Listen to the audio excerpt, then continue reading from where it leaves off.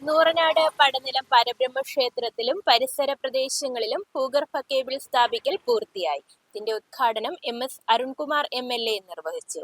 ആലപ്പുഴ ജില്ലാ panchayat president A Mahendran അധ്യക്ഷത വഹിച്ചു.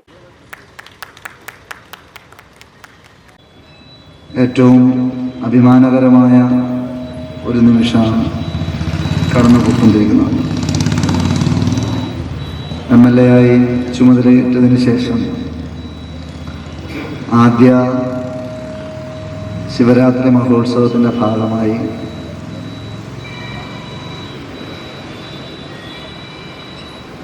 എല്ലാ വർഷവും കൂടുന്നത് പോലെ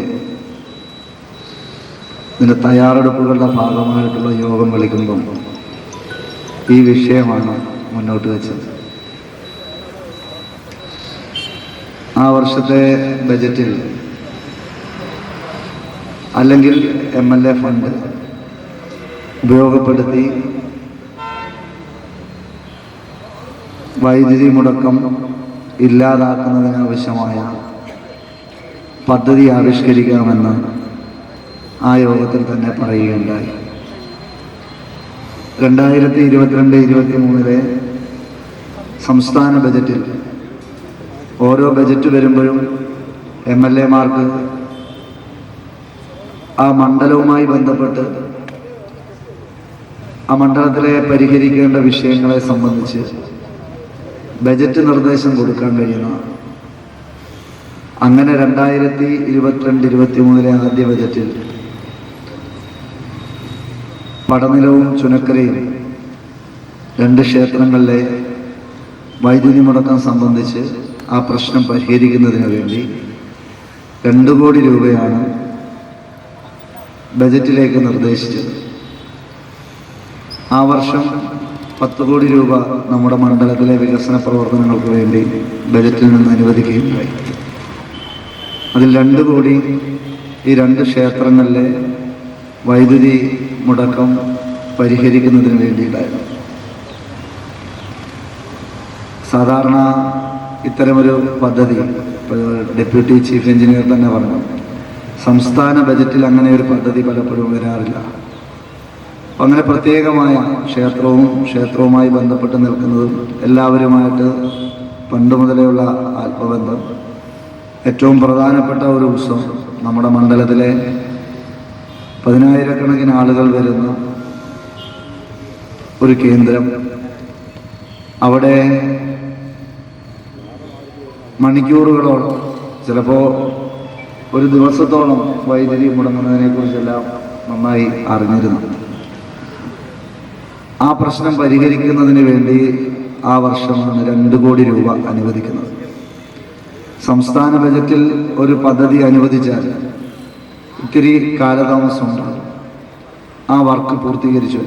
ബജറ്റിലെ വർക്ക് വരുമ്പോൾ അങ്ങനെയാണ്, ആദ്യം കൊടുക്കുന്നത്, രണ്ടാമത് അഡ്മിനിസ്ട്രേറ്റീവ് സാങ്ഷൻ ലഭിക്കുന്നതിന് കുറേയേറെ കടമ്പകൾ നമ്മൾ നടത്തേണ്ടതായിട്ടുണ്ട്. ആ കടമ്പകളെല്ലാം കടക്കണം. ഇവിടെ KSEB ആയതുകൊണ്ട് കുറേ കൂടി ബുദ്ധിമുട്ടുണ്ട്. KSEB ഒരു കമ്പനി രൂപത്തിലെന്നുള്ള നിലയിലാണ് പ്രവർത്തിക്കുന്നത്.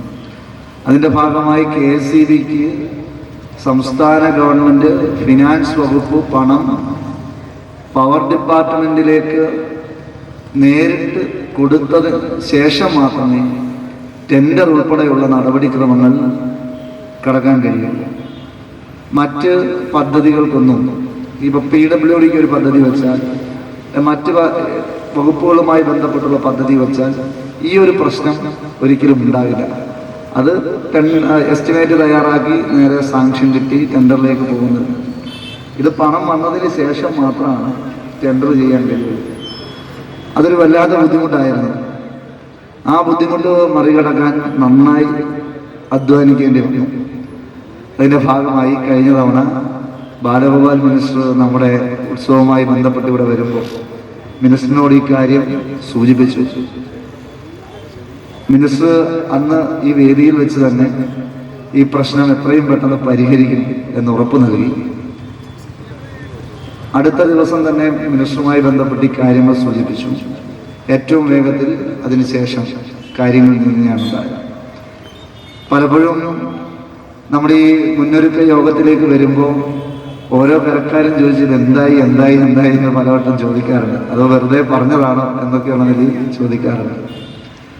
പക്ഷെ 4ാമത്തെ വർഷം അല്ലെ, ഒരു ബജറ്റിന്റെ 5ാമത്തെ വർഷത്തിലേക്ക് എത്തുമ്പോൾ അഭിമാനത്തോടെ നമുക്ക് പറയാം, ഈ ശിവരാത്രി മഹോത്സവം 1,52,864 1.5 കോടി രൂപ.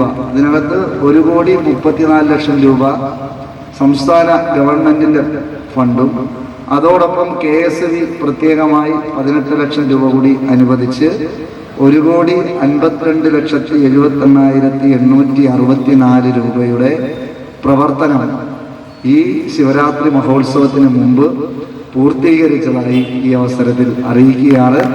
ഏറെ അഭിമാനത്തോടെ, അത്യധികം ആഹ്ലാദത്തോടെ ഈ ചടങ്ങ് ഔപചാരികമായി ഉദ്ഘാടനം ചെയ്തതായി കൂടി അറിയിക്കുന്നു.